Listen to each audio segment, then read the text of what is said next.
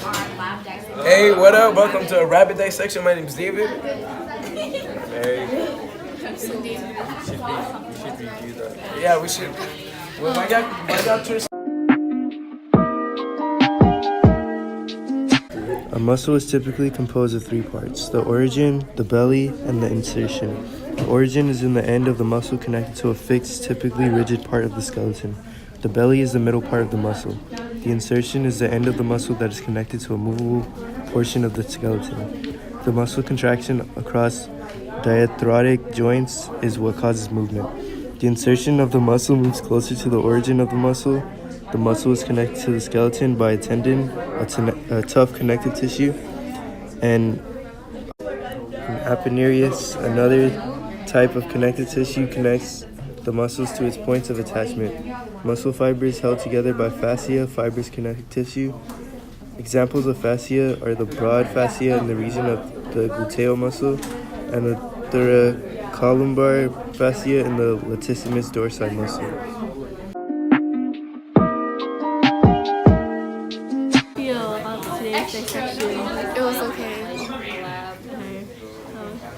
Cool. Okay, how about you? Today was a pretty fun day. Oh, okay. Okay. David.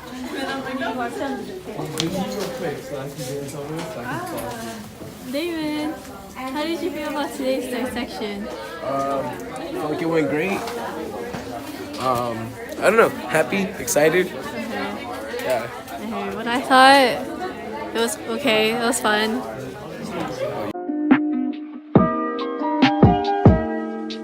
The digestive system consists of the alimentary canal, which runs from the mouth to the anus. It processes food into energy.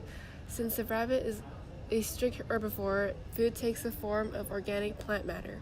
Food enters the mouth and the chewing action of the teeth mechanically breaks it down. The salivary glands chemically break down the food through the enzymatic action.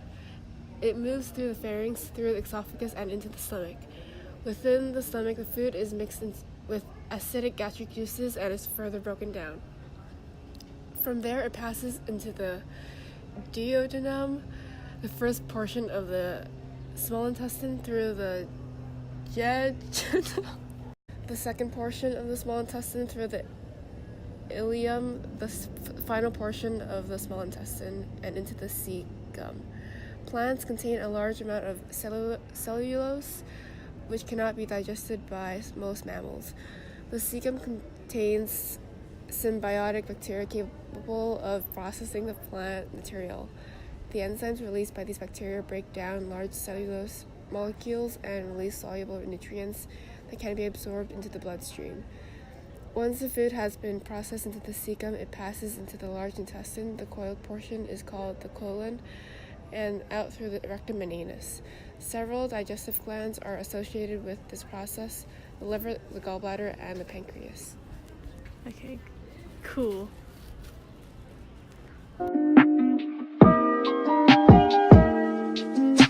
The uterogeneral system, consisting of the excretory system and the reproductive system, differs between the male and female. The different appearance of the male and female within a single species is referred as sexual dimorphism. The excretory system removes liquid nitrogenous waste from the body. The reproductive system produces the young.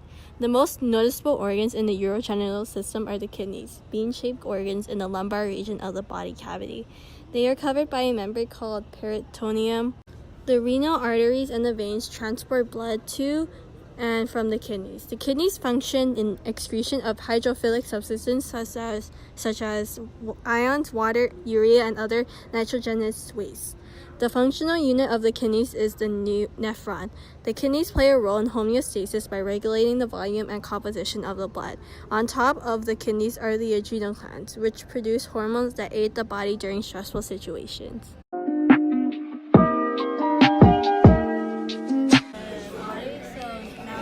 The respiratory system is responsible for the inspiration of air and gas exchange in the body. Air is inhaled through either the mouth or the external nares into the nasopharynx. It passes through the larynx, passes through the trachea, and into the lungs.